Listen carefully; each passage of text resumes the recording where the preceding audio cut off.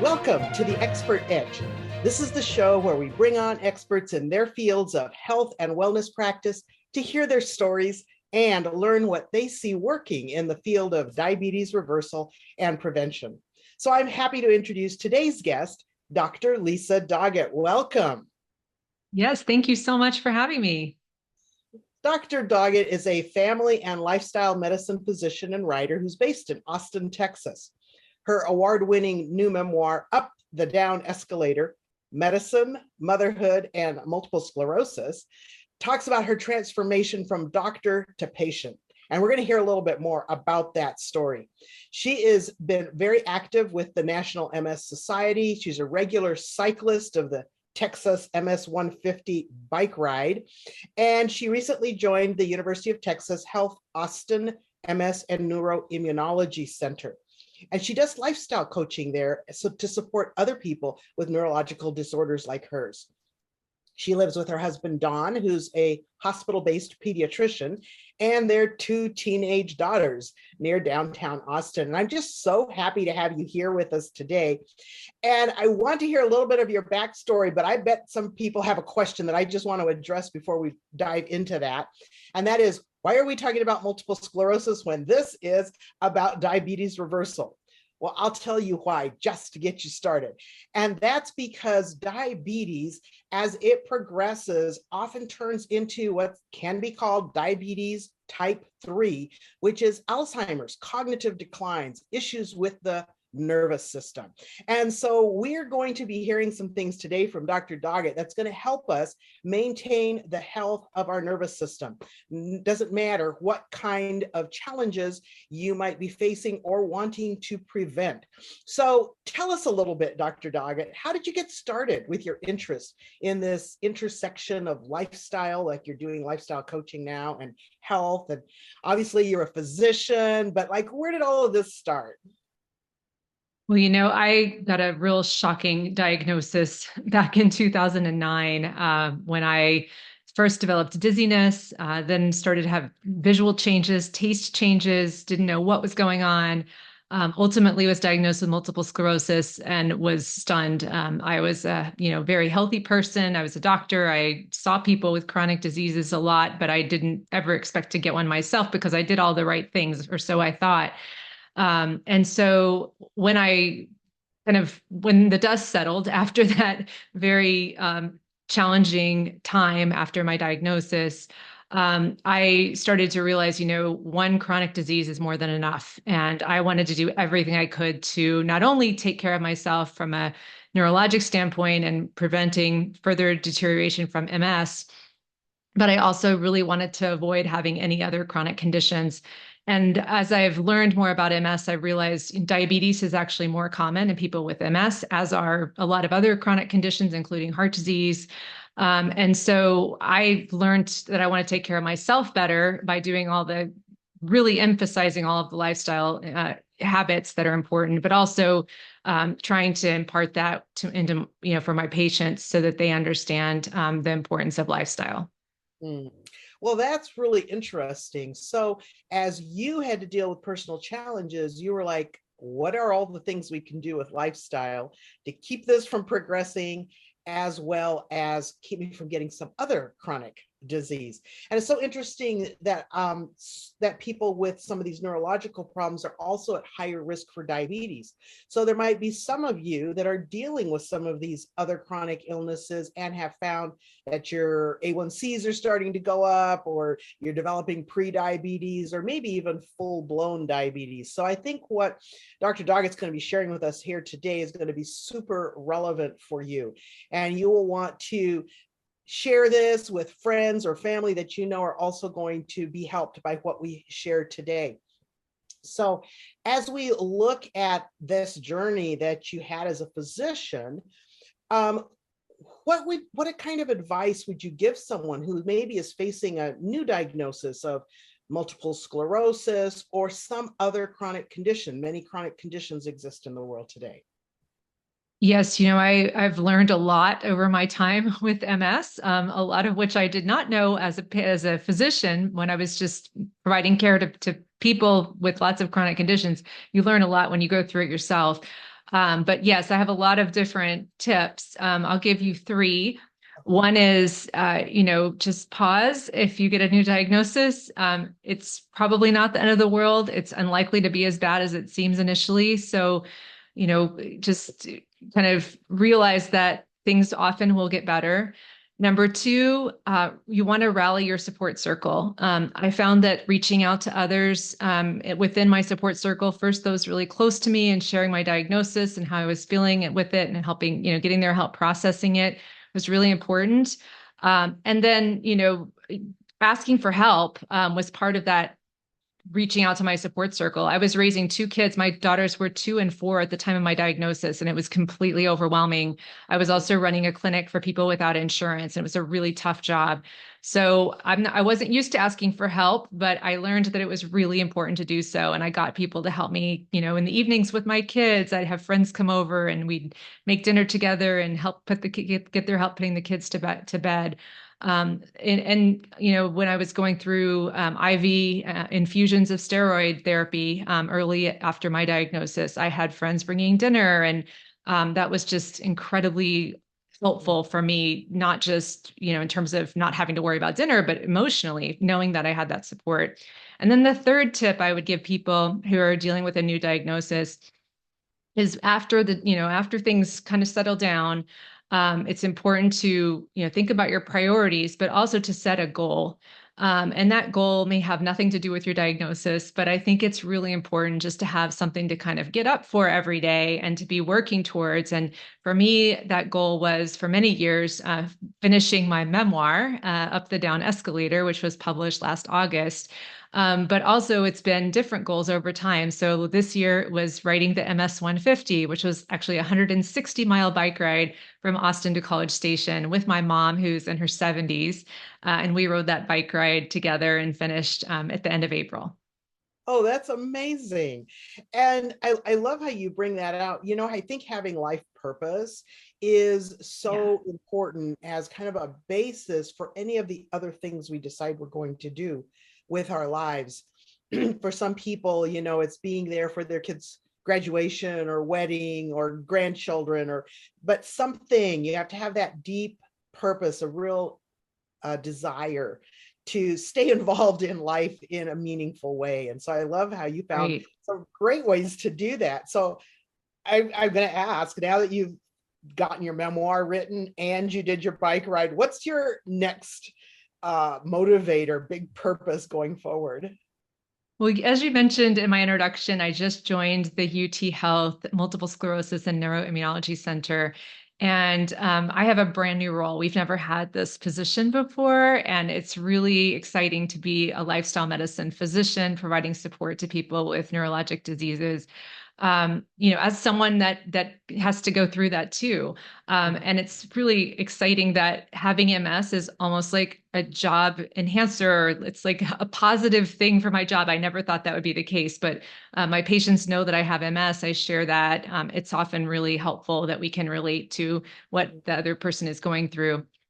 But really, my next goal is to try to build and expand that program. We're going to start offering group visits later this year. I really want to learn from these experiences now that I'm having with patients to make those visits better and more impactful, and ultimately be able to go out and share the vision that we have at our clinic with other centers providing care for people with MS and other neurologic conditions, but potentially broader than that. Wow, that's exciting. And I love hearing where you're going with all of that. That's amazing. Thanks. So, as people that maybe are dealing with metabolic syndrome, pre-diabetes, or diabetes, and knowing that we want to prevent some of those long-term complications like dementia or cognitive decline of different kinds or Alzheimer's, what are some of the things that you've learned along your journey that you believe would be very helpful for people that want to prevent or deal with early phases of developing cognitive issues related to insulin resistance?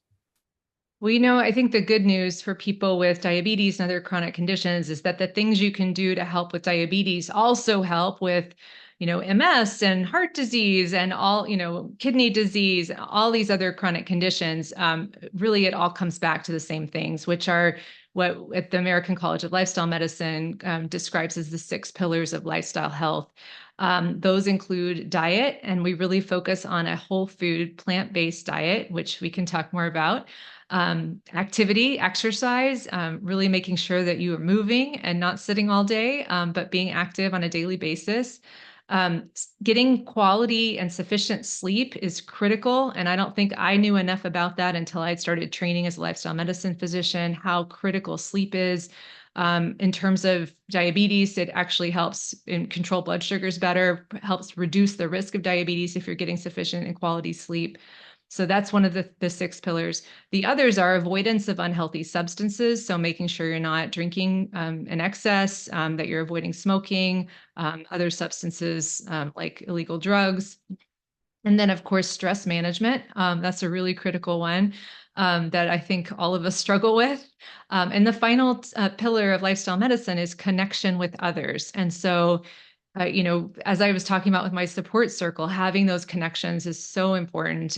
What you're doing with your show and your programming is really important to helping establish connection with others. So, I think that that's a really critical part of leading a healthy life and actually preventing early death and disease.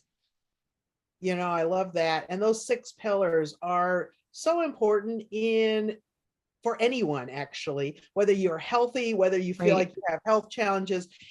Those pillars are things that can really help us to improve and enjoy the best quality of life going forward, no matter what our heredity is, no matter where we are currently in our health journey. These are pillars that help us going forward.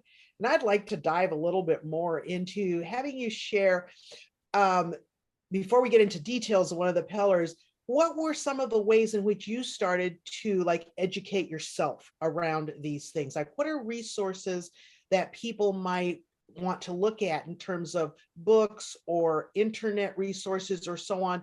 Because we know that just Googling something can give you all kinds of contradictory information. It can be super difficult to sort through all of that. So, what are some trustworthy resources that you would recommend to people that want to learn more about lifestyle and how it can help us? Sure. So the American College of Lifestyle Medicine is a great resource, and it's ACLM. I think it's .org. But the American College of Lifestyle Medicine has great resources. I also really frequently recommend the book How Not to Die by Dr. Michael Greger to patients. Looks like you're familiar with that. It's amazing. A really, really well researched book, just incredibly in depth. Talks about kind of all these different conditions and how a diet can really make a difference. And he really talks about whole food plant-based diet in particular. But that book has been incredibly impactful for me as well as for many of my patients. There's a cookbook as well. So that's one of my go-tos. He also has a website. I think it's nutritionhealth.org. A very good nutritionfacts.org. Yes, that's right. That's a great website, has videos and lots of really useful information. I also frequently recommend the documentary Forks Over Knives, which is somewhat old. I think it's from 2014, but if anything, the evidence in support of the messages for Forks Over Knives has gotten stronger. And they have an incredible website as well with a lot of great recipes to help with people who are like, how do I change my diet? This is really new and I don't even know what to eat. So resources like Forks Over Knives are incredibly helpful. I love those resources. And by the way, for some of you that may be daunted by, I think it's over 300 pages in Dr. Greger's How Not to Die, it's available on Audible and he reads it himself. And I love his sense of humor. And so it's a great listen as well, if you prefer to listen versus read. So those are great resources and I appreciate you sharing those.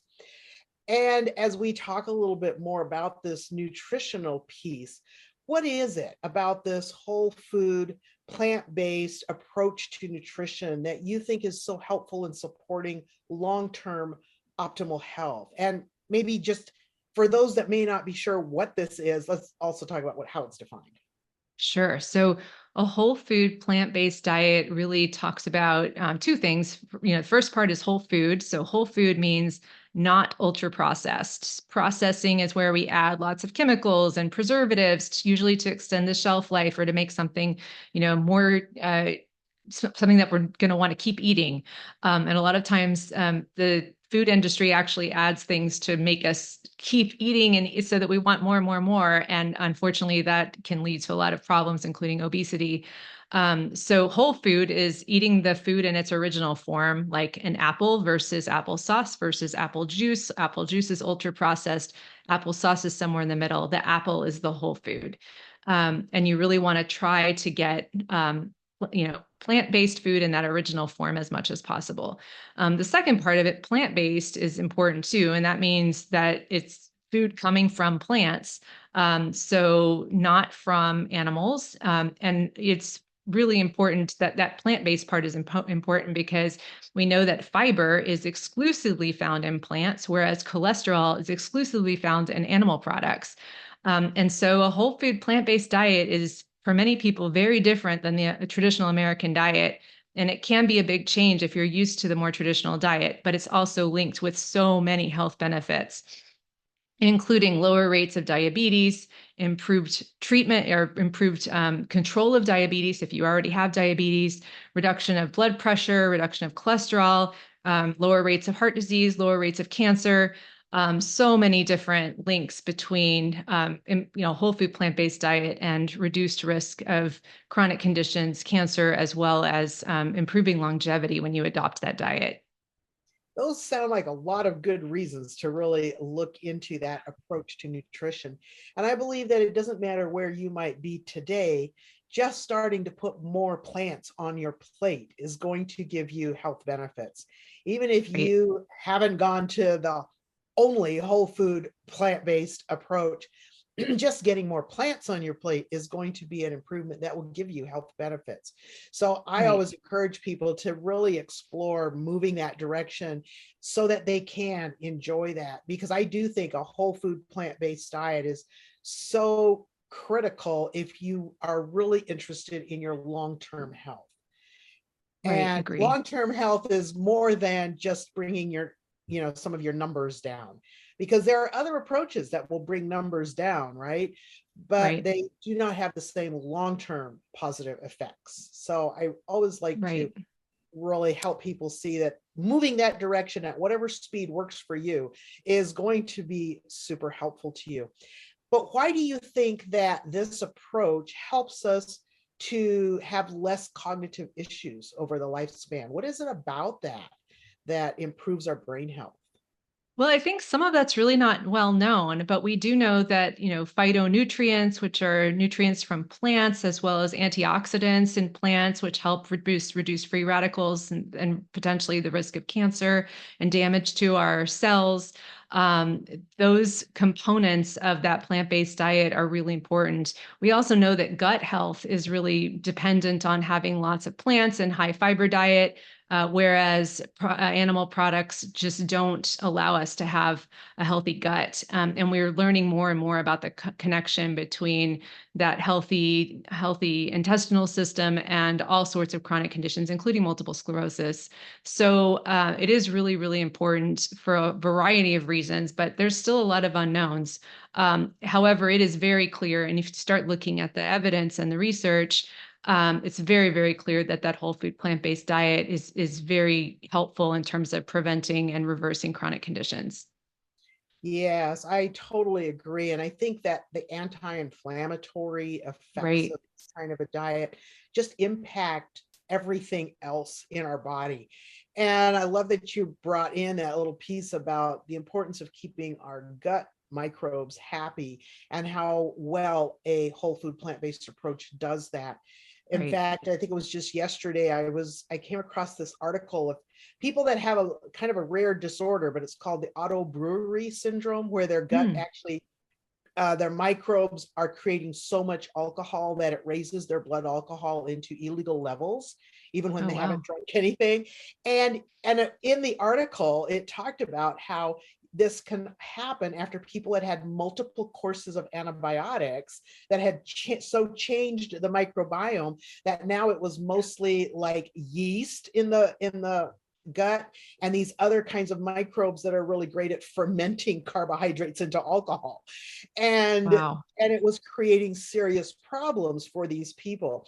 And I was like, wow, that is so interesting that it can become that deranged, right? That the Wow. Yeah. flora can get that out of whack. And so it's, if we have had to have multiple courses of antibiotics, for example, doing the things to reestablish a healthy flora are also super important for our whole body and all of these other conditions we might be dealing with. So I love Absolutely. that. So what do you have any other tips that you'd like to share with us today on how we can reduce that risk of dementia and other neurologic conditions? Well, I want to get back to sleep. I think that's really important. As I was saying, that's something I didn't really sufficiently understand until I started studying lifestyle medicine in depth. I struggled for many years with insomnia. I think it was partly a result of my MS. It was also partly the result of having a child who refused to sleep for a few years. So that made things pretty difficult. But I have since learned that sleep is so critical for our health. It allows us to incorporate new memories, to learn new material, to have our ability to regulate our mood during the day. And I relied on sleeping medicines for months. It took me, I don't know if it was actually years, but it was months that I was taking a sleeping medicine every night. And finally, I was like, okay, I think this is actually making my MS dizziness worse. I need to stop. And it was really tough, but I made myself stop. And I ultimately learned a lot of other ways to improve my sleep. So some of those strategies include avoiding caffeine. For me, I'm very sensitive to caffeine. I don't always avoid it completely, but I definitely don't drink any caffeine in the afternoon and certainly not in the evening. Caffeine can stay in our system for 6 to 8 hours, potentially even more. And that's a real trigger for insomnia. It also causes a lot of bowel and particularly bladder problems, which are already very common in people with MS. And so avoiding caffeine can help relieve some of bladder frequency and urgency that people often get with a lot of chronic conditions. So caffeine's a big one. Alcohol is another. So I have patients who use alcohol to sleep. So they're like, I have insomnia, therefore I drink. It makes me settle down. It helps me sleep better. The problem is it doesn't actually help you sleep better. It might help you fall asleep faster, but the quality of sleep is significantly reduced and you're not able to get into that deep sleep that you really need to be restored. So that's critical as well. And then, of course, sleep hygiene. So that means getting up at the same time every day, 7 days a week, even though you might want to sleep in on the weekend, really trying to get up at the same time, going to bed at the same time, really protecting your sleep. And for people with chronic conditions, it is more important than ever to really, really make sure that you protect and prioritize your sleep.